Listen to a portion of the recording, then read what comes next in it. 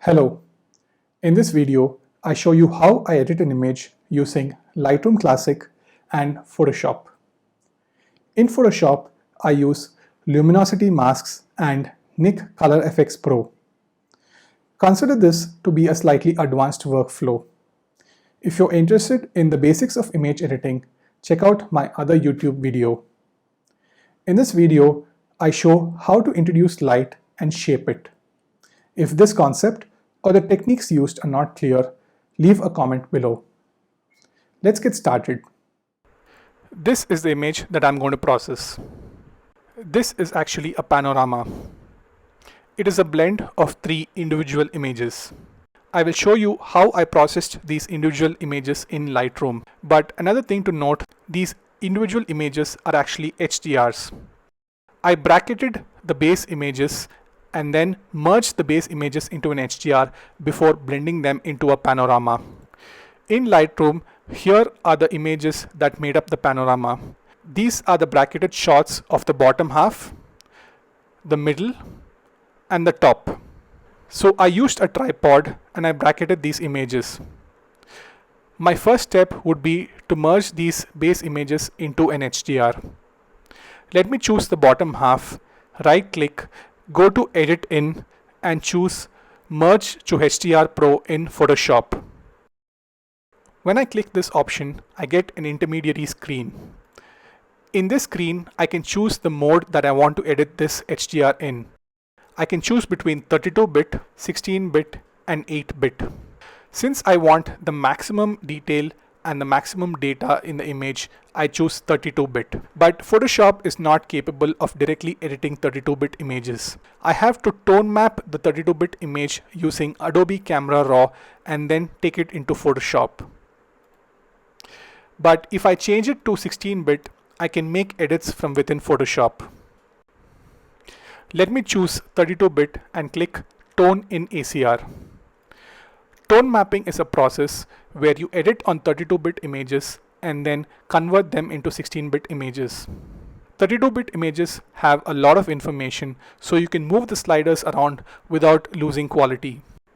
In ACR, I'm going to do very minimal edits. I'm going to bring down the highlights, bring up the shadows, and make the image as flat as possible. I'm going to do most of the editing in Photoshop later after I blend the base images into a panorama.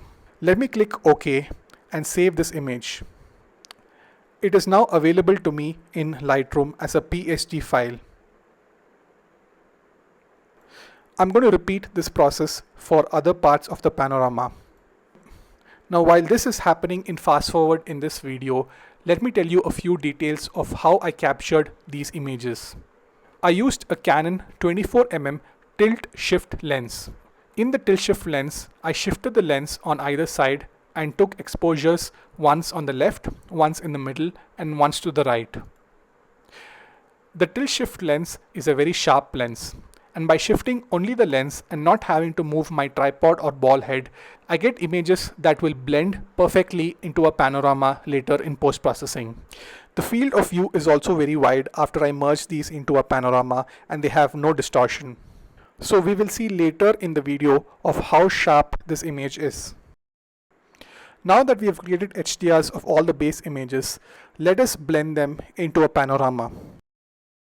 I'm going to select the individual PSD files, right click and say Merge to Panorama in Photoshop. I leave the default settings and click OK. Photoshop is going to take a while and merge these images into a panorama. The merged panorama is going to be my starting point for processing in Photoshop. So this is the image that I got after merging the HDRs into a panorama in Photoshop. Here in the bottom, you can see that the document size is quite huge. It is 5709 pixels by 6960 pixels at 300 ppi. This means that I can print this image to a very large size. Now when I go under image mode, I can see that it is a 16 bits per channel image. Photoshop allows me to run all the adjustment layers and most of the filters in 16 bits per channel. However, there is one filter that I plan on using which does not run in 16 bits per channel. So later in this video, I will show you how I mitigate that problem. The other thing is that my Photoshop UI might look completely different from yours because I run TK panel from Tony Kuiper. This is version 7. This part of the TK panel, which is the TK7 Rapid Mask panel, allows me to create luminosity masks. I can create lights masks, darks masks, and mid-tone masks. I can also modify these masks on the fly. The luminosity masks are based on the tonality of the image. They're going to be extremely useful in my dodging and burning. Tony Kuiper's extension also includes this panel, which has a lot of buttons. This panel contains buttons for frequently used tasks. For example, I can quickly create a smart object by clicking this button, or I can create dodging and burning layers by clicking these buttons. I will be using these buttons quite a bit in my workflow. Now coming to the image itself, it is rather flat, and that is how I wanted it. The sunrise is a little muted and the colors are dull. My goal is to lighten up the main subject in the image, which is this ancient ruin from the Vijayanagar Empire. I would like to create an effect where the light from the sun is illuminating this temple ruin.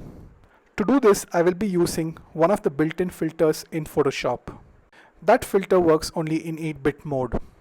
So I'm going to start by duplicating the background layer and then converting it into a smart object. By converting it into a smart object, I can work on that layer independently as a separate document. Let me double click the smart object and show you that it opens in a separate window. Now I can change the mode of this document and convert it into an 8 bits per channel image. After converting it into an 8 bits per channel image, I can run the filter that I need, which is under Filter, Render, Lighting Effects. When this opens up, it might look different for you, but for me, I'm using the Spot option. Under the Spot option, I can change the color of the spotlight, the intensity of the ambient light, and the intensity of the hotspot. I can also move the lighting around. The idea is to mimic sunlight falling on the temple ruin. I can change the intensity of the color by moving the slider. I can change the intensity of the ambient light outside the boundary by moving this slider.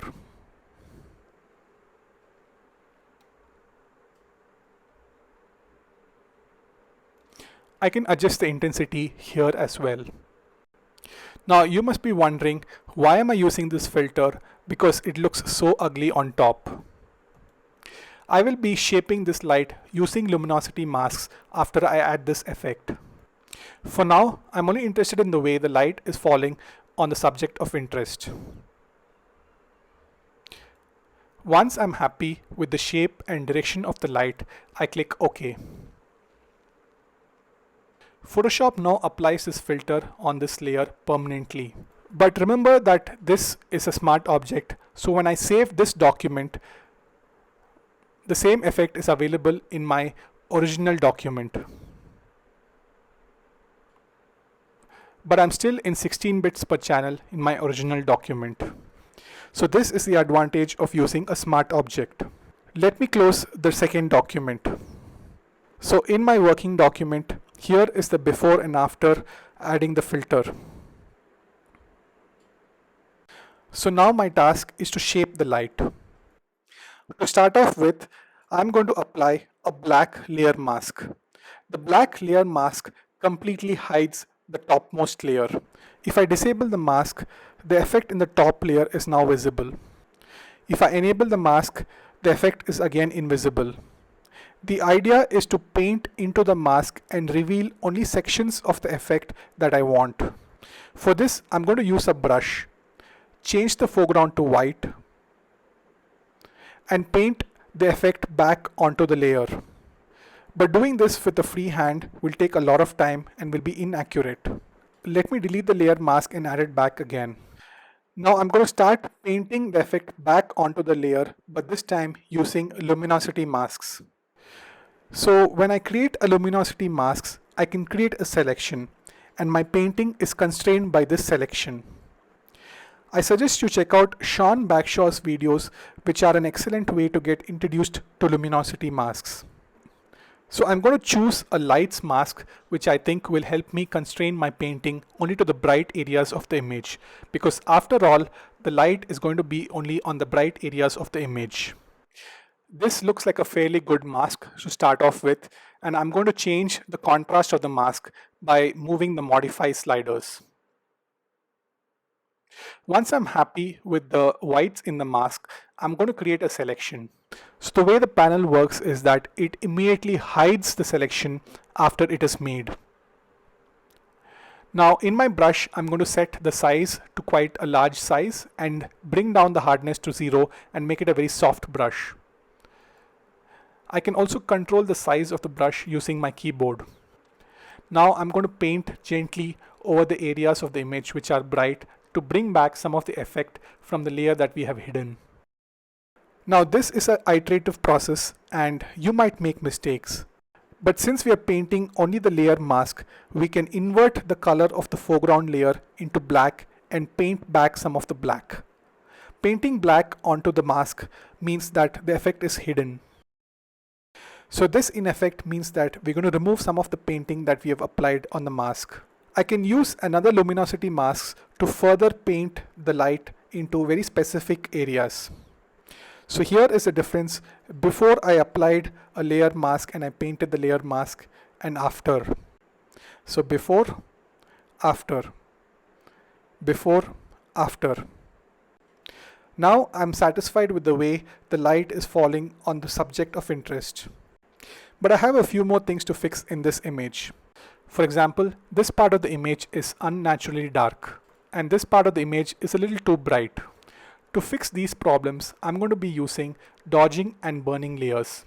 I'm going to create these layers quickly by using Tony Kuiper's panel. Let me start with a dodge layer. A dodge layer is used to brighten up parts of the image. And since I want to brighten up only the dark areas of the image, I'm going to use a darks mask.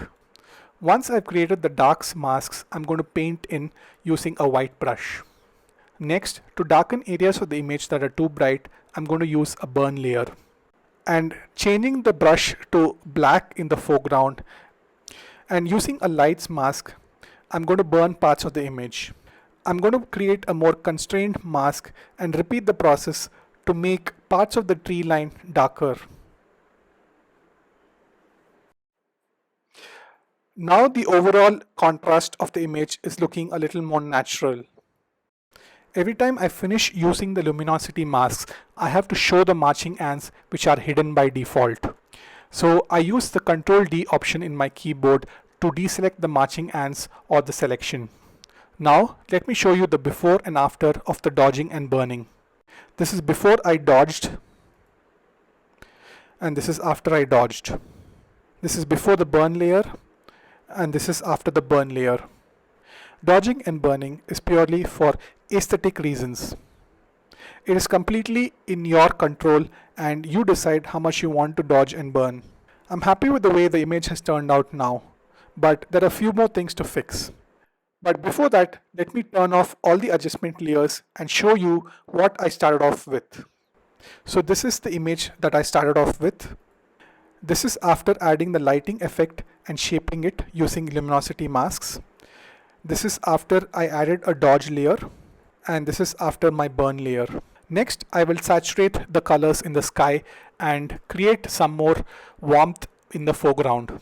Right now, the colors are very muted. I'm going to add a blank layer and change the blend mode to soft light.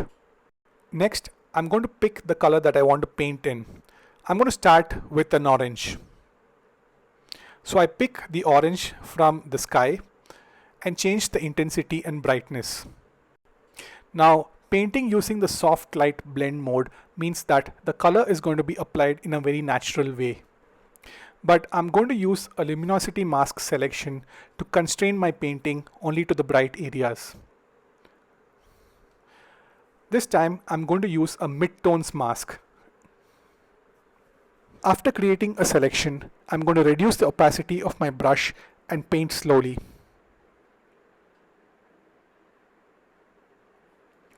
This is adding more warmth to the image. Let me turn off the color layer and show you. If I feel that I've added too much color to certain parts of the image, I can fix it by adding a layer mask to this soft light blend mode layer. Next, I'm going to add blue color to the sky.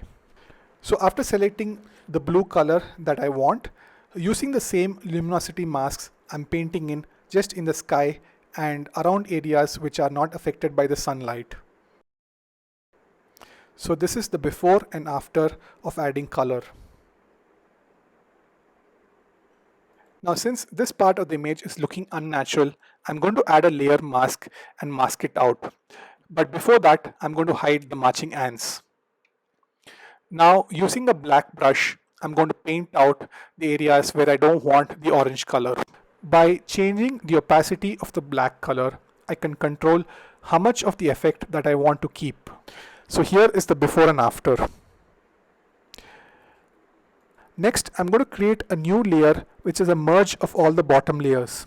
The reason I'm doing this is because I'm going to run the Nik Color Efex Pro plugin, and it's available under Filter, Nik Collection, Color Efex Pro 4. Nik Color Efex Pro has some very nice filters which help me instantly improve the photo. My favorite filter is the Pro Contrast filter. By increasing the dynamic contrast, I bring in contrast in a very subtle but beautiful way into the photo. It's hard to describe what exactly is happening, but by seeing the before and after, you can see that the image looks wonderful. Before, after, before, after. Next, I'm going to add some warmth to the image by going up to the Brilliance warmth filter. When I move the perceptual saturation slider, it adds saturation in a very subtle way. And by moving the warmth slider, I can add warmth to the image in a global but subtle way. The last filter I'm going to use is the tonal contrast filter. Now when I click tonal contrast, the default values make the image look horrible. But I'm going to turn down the values in the highlights, midtones and shadow sliders. Now I'm going to move only the midtones and highlights sliders. This adds a little crispiness to the image. Now I click OK, and then these filters are applied to a new layer. This is the way Nik Color Efex Pro works. It adds all the filters to a new layer, although this can be changed in the settings.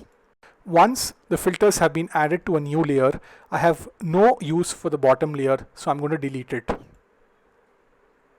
Now let's see how the image looked before I added the Nik Color Efex Pro plugin. Before, after, before, after, before, after. It's a subtle but very beautiful looking effect. Now at this stage, I'm going to do some freehand dodging and burning. This is simply to add some overall contrast and dimension to the image. This is freehand dodging and burning with no luminosity masks. This also adds a little bit of vignetting to the image. I've achieved my goal of light falling on the area of interest in this image, which is the temple area. I'm happy with the way this image has turned out, so I'm going to save by hitting File, Save. So while this is saving, now for a final time, let me show you how I started off and how it looks after all the edits were applied. I'm going to turn off all the layers and show you how I started off. Now I'm going to turn on all the adjustments, and this is how it looks after the edits. It is quite a dramatic change, but I was able to add light and shape it exactly the way I wanted. All this is thanks to Luminosity Masks. Now that the image is saved, let me go into Lightroom Classic and add some final touches. The histogram looks great with no gaps and even distribution of tones. In the Develop module of Lightroom Classic, let me start by cleaning up the dust spots. This is easily achieved by using the Spot Edit feature of Lightroom. After cleaning the dust spots, let me add a little bit of dehaze. By pushing the dehaze slider to the right, I'm adding some overall contrast but also removing some of the haze in the image. Since I find that the contrast has increased a little too much, I'm going to pull down the contrast slider. Because of the way it looked when I shot this image, I think it's okay to have a low contrast image. I can also make the sunrise look a little more natural by decreasing the highlights and the overall exposure. I'm going to play around with the tone curve a little, again to play around with the tones in the brights and the darks. I'm happy with the tonal adjustments, and now I will apply some sharpening. Let me zoom into the image and you can see that it is a very sharp image to start off with. Remember, it was shot with a very sharp lens, which is the Canon 24mm tilt shift lens. Now let me move the amount slider under sharpening and then mask out the low frequency areas by holding the option key and moving the masking slider. This adds sharpening only to the high frequency areas. So again, it is a very sharp image.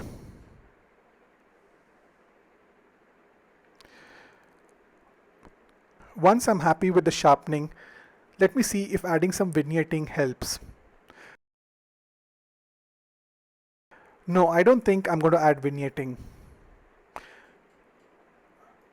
So at this stage, I can consider this workflow done. Let me export the image, bring it into Photoshop, and for a final time, show you what I started off with and what it looks like now after editing. I hope you enjoyed this video and it inspires you to edit your photos as well. Thank you.